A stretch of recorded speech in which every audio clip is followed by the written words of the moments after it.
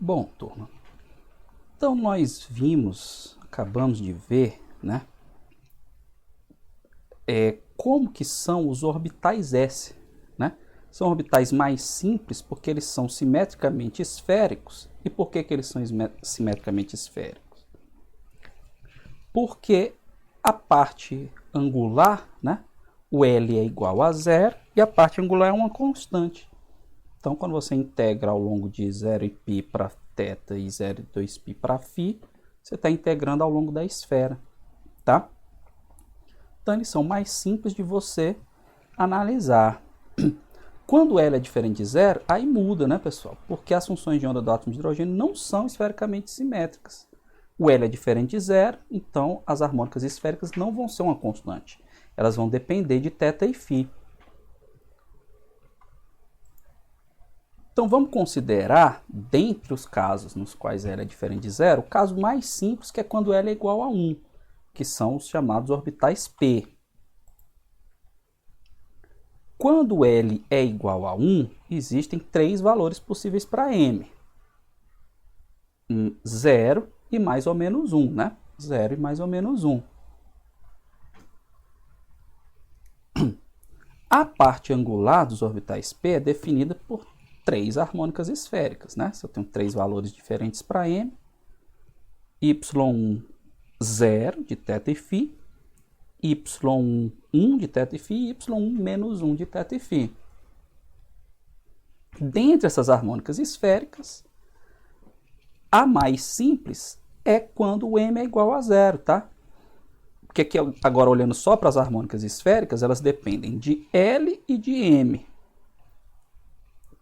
Quando o M é zero, é no M que está a dependência do φ. Então, quando o M é zero, eu tenho uma dependência só do θ, tá? Então, por exemplo, aqui na minha harmônica esférica y1, 0, a função ela é essa aqui, ó. 3 sobre 4π elevado a meio cosseno de θ. Só depende de θ, não depende de φ. Então, uma maneira comum de se representar as funções angulares é como figuras tridimensionais, tá? Então, essas figuras aqui devem ser, né, imagino, muito conhecidas de vocês, que são as formas dos orbitais P. As formas dos orbitais P, tá? Então, aqui está representado o orbital Px, Py e Pz, tá certo? Depois eu vou explicar essa questão do Px, Py, Pz. Mas agora vamos nos concentrar no Pz, que o Pz é exatamente esse orbital aqui, tá, turma? Que é o nosso L igual a 1 e M igual a 0, tá? Esse aqui é o nosso Pz, tá? Essa representação aqui, turma, ela é somente da harmônica esférica, tá? Ela não está levando em conta a parte radial. Por esse motivo, ela não é uma representação fiel do orbital P, tá? Então a gente costuma ver muito isso aqui, o orbital P é esse, o orbital P é essa figura aqui e tal. Beleza, mas isso aqui é uma função só de θ e φ, tá? Só de θ e φ. Aí no caso está esférica aqui, né? Você tem as esferas tangentes, que a gente costuma chamar essa representação aqui. Porque o φ está variando em todo o espaço, porque não depende de φ, né? E aí o θ é função aqui do cosseno de θ, do cosseno, né? Tem cosseno de θ. Então ele tem essa forma aqui, quando você faz esse gráfico aqui bidimensional, tá? Da densidade de probabilidade, mas somente das harmônicas esféricas, sem levar em conta a função radial. Então isso aqui não é uma representação fiel de como que a densidade de probabilidade de encontrar o elétron está distribuída ao longo do espaço, tá, turma? Então tomem cuidado com essa representação. Então qual é a maneira mais adequada de você representar esses orbitais P? Usando gráfico de densidade de probabilidade e de mapas de contorno, tá? Então vou mostrar aqui para vocês esses exemplos. Então, ó, que esses pontinhos aqui nesses gráficos aqui representam? Quanto mais escuro, né, como que eles foram montados? Você vai pegando pequenos elementos de volume e calculando a densidade de probabilidade, levando em conta a parte radial também, tá certo? Então, Onde a probabilidade é maior de eu encontrar o elétron 1s? Tá vendo? Aí aqui você vê a esferinha, né? O elétron 2s também é esférico, mas tá vendo que tem essa região aqui branca? Por que tem essa região branca? Porque quando eu levo em conta a parte radial, turma, não tem uma distância do núcleo que tem um nó, que a probabilidade de encontrar o elétron é zero. Então, se você olha lá para a esfera que a gente costuma representar o orbital 2s, você não vê isso. Então, quando você vai olhar para o orbital 2s levando em conta a parte radial, você tem que ver que existe, né, uma região do espaço, né, para um determinado valor de R, que a probabilidade é zero de encontrar o elétron. Por isso, a densidade de probabilidade é zero. Aí você vê isso aqui. Aí o orbital 2p0, aí tem o 2p, beleza, tem que dar parecido com isso aqui mesmo, né? Cadê o... Tem que dar parecido com isso aqui mesmo, né? Porque aqui não tem nó, né? No caso, o nó é da parte angular mesmo, que é aqui separando, né, as minhas duas esferas tangentes. Aqui o orbital 3s, ó, tá vendo que eu tenho dois nós aqui no orbital 3s? Aqui, ó, no orbital 3p, aí já tem um nó, né? Além do que a gente já tinha aqui, ó, tá vendo que tem outro nó aqui? Então, isso a gente só consegue visualizar nesse tipo de gráfico. Isso aqui já está diferente do orbital P tradicional, que a gente costuma ver a figura, tá? E aqui um orbital 3d0. Um orbital 3d0, tá? E a outra maneira que a gente tem é por meio desses mapas de contorno, tá? Então, cada círculo desse representa 10% da probabilidade de encontrar o elétron. Então, você tem aqui, ó, um S, né? É ao longo disso aqui que você tem a probabilidade. 2S, aí, ó, tá vendo a regiãozinha que tem a probabilidade 0. 3S, né? 3S é para ter duas regiões de probabilidade 0. Aqui tá meio difícil de ver. Aí aqui, ó, 2P0. Bonitinho, né? Parecido. Agora o 3P0, ó, você já vê o nozinho aqui, né? E aqui o 3D0, tá bom? Então essas representações são mais fiéis de como que a densidade de probabilidade se distribui ao longo do espaço, tá bom? Quando a parte angular com m diferente, com m tem o m diferente de zero, fica mais difícil ainda de representar. Por quê? Porque elas dependem de φ, né, como eu falei para vocês, e além disso são complexas, né, porque você tem um termo lá, I é elevado a imφ. Então, com L igual a 1 e M diferente de 0, se o M para o L igual a 1, quais são os valores de M que são diferentes de 0? 1 e menos 1, né? Então, as funções de onda são essas aqui. 3 sobre 8π elevado a meio, seno de θ é elevado a Iφ. E para o menos 1 fica E elevado a menos Iφ, né? O que a gente costuma fazer, turma, então? Eu não consigo plotar isso aqui, tá? Não consigo. Para eu ter uma representação real dessa função, o que eu faço? Já eu chego lá. Primeiro a densidade de probabilidade, né? Densidade de probabilidade, como é que eu faço? É a integral do complexo conjugado vezes ela, vezes o elemento de volume, né? Quem é o elemento de volume? Seno θ dθ dφ. A parte angular do elemento de volume. Então, quando eu faço essa integral, a densidade de probabilidade é 3 sobre 8π seno de θ. Tanto para m igual a 1 como para m igual a menos 1, né? Porque se você for ver essa função, 1 é o complexo conjugado da outra. Então, quando você faz complexo conjugado vezes ela mesmo, tem que dar a mesma coisa, tá? Então, turma, essas são as densidades de probabilidade associadas com essas harmônicas esféricas para o m diferente de 0. Aí agora sim, aquilo que eu já estava adiantando. Como essas duas funções aqui correspondem à mesma energia, né? Lembra que eu falei lá dos estados degenerados, na ausência do campo magnético? Eu tenho estados degenerados, né? Para os valores de m diferentes têm a mesma energia. Consequentemente, quando eu tenho dois estados degenerados, a gente viu lá nas propriedades dos operadores, nas autofunções, né? Que se tem duas autofunções têm o mesmo alto valor, né? Duas autofunções têm o mesmo alto valor, então qualquer combinação linear dessas funções também é autofunção com a mesma energia. Também tem o mesmo alto valor, tá? Então eu posso, como eu tenho aqui essa função complexa, eu posso transformar isso em uma função real fazendo o quê? Uma combinação linear dessas funções. Qual é a combinação linear mais usada? Essa aqui, pessoal. 1 sobre raiz de 2 vezes y1 mais y1 menos 1. Tá? Então, quando eu somo y1 com y1 menos 1, vai dar isso aqui, tá, pessoal?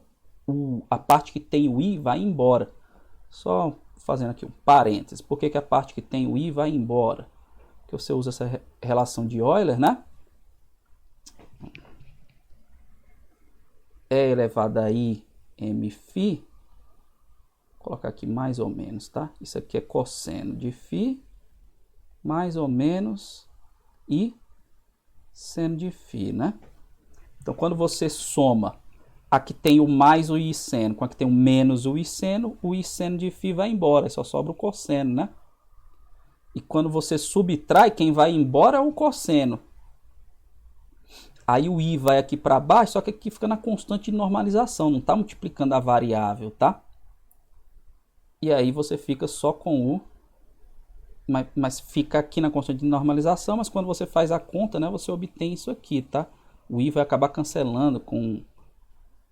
Quando você for normalizar, tá certo? Acho que quando eleva ao quadrado, depois eu olho direitinho, tá bom, turma? Mas o que acontece é isso aqui, fica só o termo com seno de φ, tá bom? Aí, turma, por que tem essa normalização aqui, ó? Porque aqui eu estou somando duas funções, então tem um 1 mais 1 aqui. Então, para eu normalizar 1 mais 1, que é 2, fica 1 sobre raiz de 2. E no caso aqui vai aparecer um i mais i. Para eu normalizar, fica 1 sobre raiz de 2i, tá? Mas quando você multiplica esse 1 sobre raiz de 2i por isso aqui, aí dá essa função real. É por isso que some o i, tá? Era aí que sumia o i, tá bom?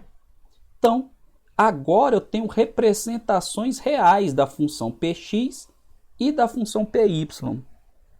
Tá, turma? Agora que eu estou vendo aqui o px e py, vamos voltar lá para o nosso...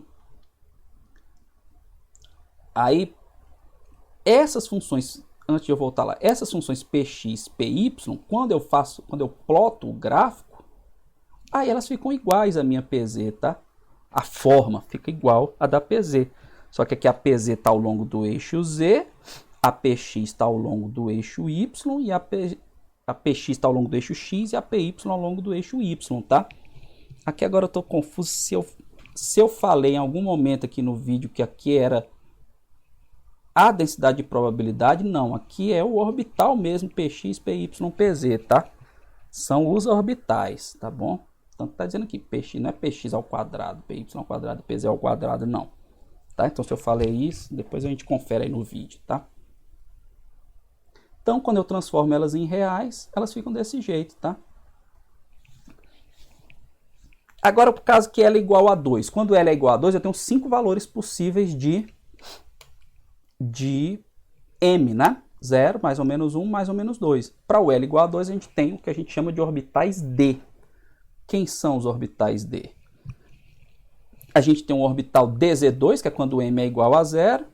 E quando M é diferente de 0, a gente tem aquela mesma dificuldade dos orbitais P. Só que a mesma solução que a gente encontrou aqui para os orbitais P, de fazer combinação linear para ficar com função real, a gente pode fazer para o orbital D também, tá, turma? Então, as combinações lineares que são usadas mais comumente para os orbitais D são essas aqui, ó. Tudo muito parecido, ó. Primeiro, eu faço uma combinação linear que eu somo os orbitais, as harmônicas esféricas, y2, 1 e y-1, depois eu subtraio. Aqui era para ser elevado a menos 1, tá, turma? Então eu vou corrigir aqui. Aqui é elevado a menos 1, tá bom? Elevado a menos 1, seno θ, cosseno, seno φ. Aí a mesma coisa você faz para o y2, 2, y2 menos 2. Aqui é a soma. Aqui tem umas correções nesse slide. E aqui é a subtração. Tá bom, pessoal? Então, esses orbitais são conhecidos, né, com esses índices aqui, ó, dz2, dxz, dyz, dx2 menos y2 e dxy, tá? E aqui as representações, né, dessas funções no espaço. Então, ó, você tem aqui, ó, você tem que... Por que é dxy? Porque é ao longo do plano, né? Que é ao longo do plano. XY. dxz é porque estão no plano XZ. dyz porque estão no plano YZ. Aqui, x ao quadrado menos y ao quadrado. É porque está no... Um orbital está no x e o outro está no y, né? Com sinais trocados. E aqui o dz2 porque fica ao longo do eixo z, né? Ele tem... Parece um orbital P e tem esse anel aqui.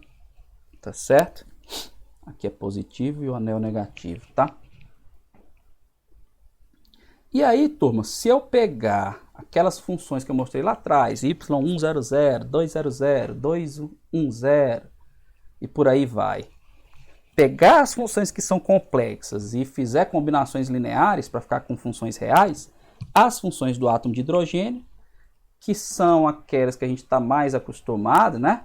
1s, 2s, 2px, 2py, 2pz, vão ser essas aqui, ó, tá vendo?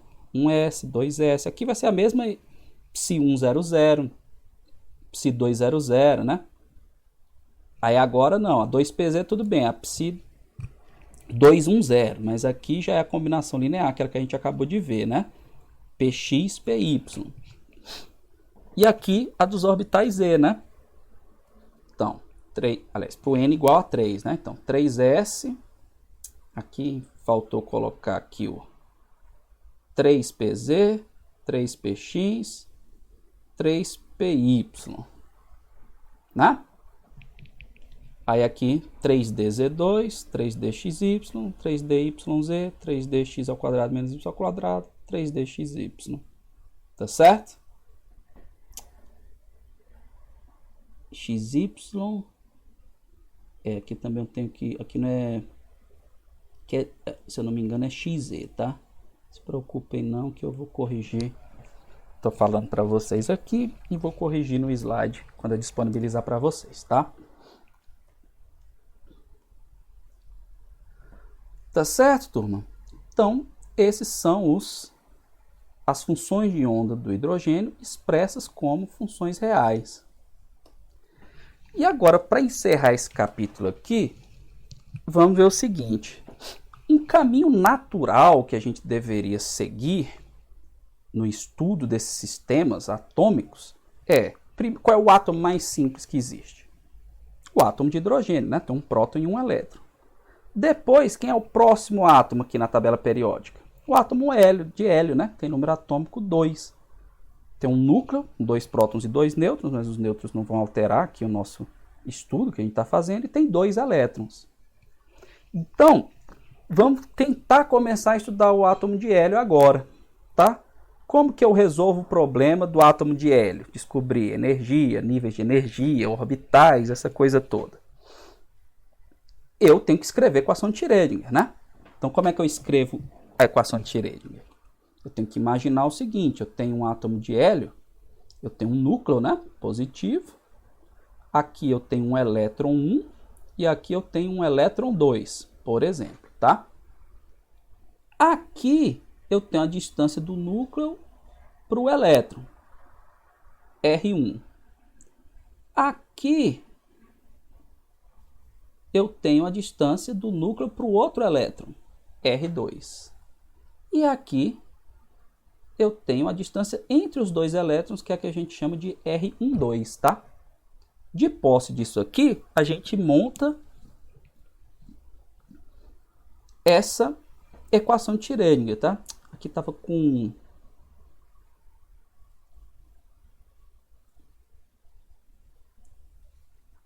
Já eu volto lá naquela representação. E aqui eu estou imaginando também que o meu núcleo está em movimento, tá certo?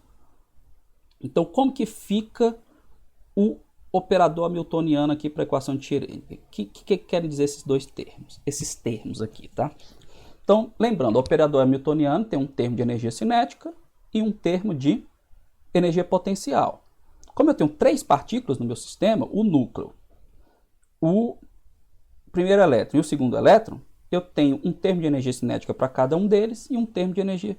E os termos de energia potencial entre eles, tá?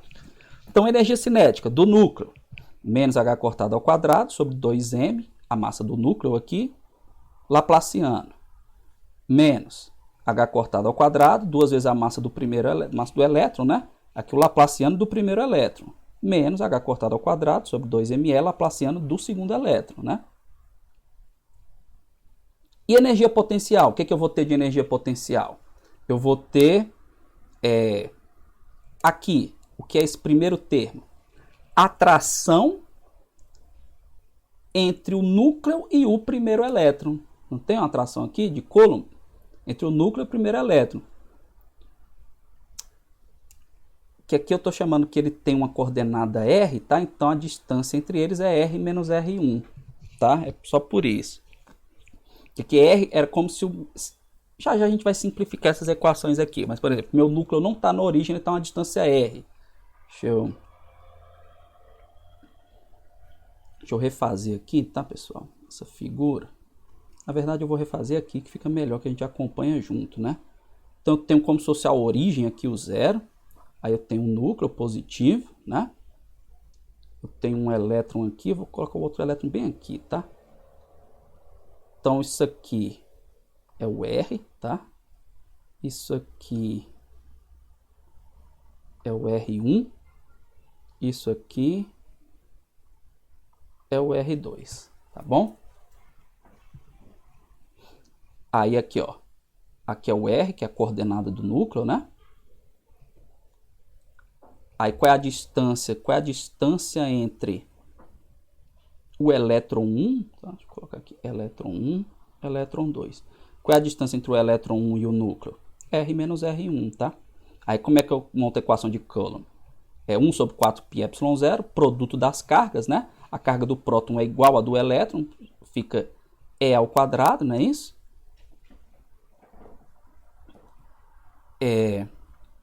Fica E ao quadrado. Só que a carga do próton é igual à do elétron. Só que o meu núcleo tem carga 2E, né? Não é isso? Não são 2 prótons? Vou colocar aqui. 2 prótons. A carga é o quê? 2E. Então, por isso que fica 2E ao quadrado, né? E negativo, porque o próton é positivo e o elétron é negativo, né? Então, mesma equação para o segundo elétron. E aqui é o termo de repulsão entre os dois elétrons, né? Então, fica E ao quadrado sobre 4πε0, R1, R2 e positivo, porque as duas cargas são negativas, né? E isso aqui está multiplicando por π, né? E é igual a E vezes π. Aí isso aqui é uma função das coordenadas R do núcleo, R1 do primeiro elétron e R2 do segundo elétron, tá? Tá, isso aqui eu já expliquei, então podemos passar adiante, tá? Aqui só esse sem índice é o laplaciano do núcleo, aqui é o índice 1 é o laplaciano do primeiro elétron, 2 do segundo elétron, né? Então, esse aqui, turma, é um problema de 3 corpos. Então, lembrem que quando a gente fez o problema lá para o átomo de hidrogênio, o que, que a gente fez? Acho que eu não cheguei nem a mencionar isso, porque no caso do átomo de hidrogênio, o que, que a gente faz? E a gente vai fazer aqui para o hélio também. A gente tem um problema de 2 corpos que a gente resume a um problema de um corpo usando o quê? O centro de massa, que nem a gente fez para o rotor rígido, o oscilador harmônico. Então, nas equações do átomo de hidrogênio, o mais correto é onde aparece massa do elétron, a gente usar massa reduzida, né? Que nem a gente fez lá no modelo de Bohr, eu mostrei isso para vocês. Só que quando eu mostrei isso lá para vocês no modelo de Bohr, a gente viu que a massa reduzida, quando você considera o sistema próton-elétron, ela é 0,995 vezes a massa do elétron, é aproximadamente igual à massa do elétron.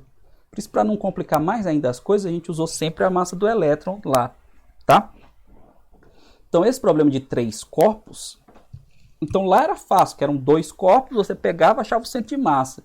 Aqui não, aqui eu tenho um núcleo e mais 2 elétrons, né, se mexendo. Então, é uma situação bem mais complicada. Para tentar diminuir a complicação, o que, que a gente faz? A mesma coisa que a gente fez para o átomo de hidrogênio. Como a massa do núcleo, né? E nesse caso aqui, aí sim equivale à aproximação, né? Porque agora o meu núcleo tem 2 prótons e 2 nêutrons. Então esse núcleo é muito maior que a massa do elétron. A massa do núcleo, né? É muito maior mesmo. Então, é uma ótima aproximação, excelente aproximação. Em vez de fazer isso aqui, considerar que o núcleo está se mexendo, considerar em relação à origem, o que eu faço? Eu considero que o núcleo está fixo e os elétrons estão ao redor dele, que é essa outra figurinha aqui que eu fiz, né? O núcleo no centro do sistema de coordenadas, tá? E aí simplifica aqui o meu hamiltoniano, por quê? Porque eu não tenho mais nada do núcleo, agora eu vou para os dos elétrons, tá?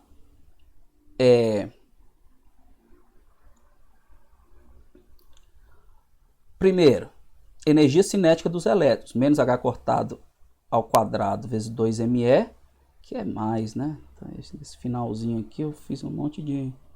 cometi uns errinhos, mas aqui é mais, né? Laplaciano do elétron 1 mais o Laplaciano do elétron 2, né? Vezes π de R1, R2. E agora os termos de energia potencial. Atração núcleo-elétron, né? 2E ao quadrado sobre 4πε0 sobre R1 para o primeiro elétron, R2 para o segundo, né? Então você pode botar em evidência e simplesmente somar isso aqui. E aqui a repulsão intereletrônica, né? A repulsão intereletrônica, que é aquele R12 que eu chamei, é o R1 menos R2, né? Não deixa de ser R1 menos R2. Então ficou mais simples essa equação do que essa aqui, né? Mas, infelizmente, mesmo ficando mais simples, essa equação não pode ser resolvida exatamente, pessoal. Não dá para resolver essa equação exatamente. Por quê? Porque eu não consigo separar as variáveis. Tá? Eu não consigo separar as variáveis. Por que eu não consigo separar as variáveis? Por causa desse termo aqui, tá, turma? Que é o chamado termo de repulsão intereletrônica, que é o termo que conta a repulsão entre os elétrons. Ela depende nesse termo aqui, eu tenho uma dependência das coordenadas dos dois elétrons. Então não consigo separar as variáveis e não consigo resolver a equação de Schrödinger para o átomo de hélio de maneira exata, tá? Então, já falei aqui, né? Se não existisse esse termo, pessoal, o hamiltoniano da equação anterior seria a soma de operadores hamiltonianos de um átomo de hidrogênio. Tá? Aqui, ó, vamos voltar aqui para a equação. Imagina que esse termo aqui não existe. Então, se eu pegar aqui, ó, aqui o Laplaciano 1 e a atração eletronúcleo 1, mais o Laplaciano 2, atração eletronúcleo 2, isso aqui é a soma de um hamiltoniano de um átomo de hidrogênio com hamiltoniano do átomo, com outro hamiltoniano igual ao do átomo de hidrogênio, né? Do átomo de hidrogênio não, igual. A soma de dois hamiltonianos que são iguais ao hamiltoniano do átomo de hidrogênio. E aí eu consigo separar, tá? E aí a energia total, como o operador é a soma dos dois hamiltonianos, seria a soma das energias individuais. E a função de onda, por sua vez, seria o produto das funções de onda individuais. Como eu falei, eu consigo separar, né? Eu tenho uma parte que depende das coordenadas só de um elétron e outra parte que depende só da outra. Aí eu faço a separação de variáveis como? Fazendo o produto dessas duas funções de onda. E aí eu consigo resolver. Mas esse termo existe e é importante. Aí a gente não consegue resolver exatamente. No entanto, felizmente, existem métodos de aproximação, tá? Onde eu conto esse termo de alguma maneira que eu consiga resolver matematicamente. Eu coloco uma aproximação lá que dê para eu resolver a equação matemática, como, por exemplo, a teoria de perturbação, que eu considero que o hamiltoniano é esse que eu falei, que não existe esse termo, e introduzo lá um hamiltoniano de perturbação. É assim que funciona essa teoria de perturbação, e aí a gente consegue resolver. E outro método que a gente pode usar para resolver é o chamado método variacional. O que é que diz esse método variacional? Ele diz que a energia de um sistema não pode ser maior do que a energia exata no estado, não pode ser menor que a energia exata no estado fundamental. Então eu tenho uma direção para seguir, que é o quê? Eu vou variando as condições do meu sistema de modo a minimizar a energia sempre, até encontrar a energia mínima que eu posso, que ainda assim eu sei que eu estou certo, que ela vai ser um pouquinho maior do que a energia do estado fundamental. Então só dando uma ideia geral do que são esses métodos, tá, pessoal? Que são os métodos que são usados nos programas de mecânica quântica. Não sei se vocês já ouviram falar, programas que fazem cálculos teóricos, né? Gaussian, Games, Orca, Então eles usam esses métodos para poder resolver a equação de Schrödinger para sistemas além do hidrogênio, a partir do hélio já, que é o caso. Tá bom, turma? Então, pessoal, com isso a gente encerra aqui o capítulo do átomo de hidrogênio. Tá bom? Vamos terminando aqui essa parte do átomo de hidrogênio, que é extremamente importante agora, se a gente entrando na química, podemos dizer, né? Ainda muita matemática e física no meio, mas agora chegou a química, coisa que vocês conhecem, orbitais, S, P, tá certo? Então é isso.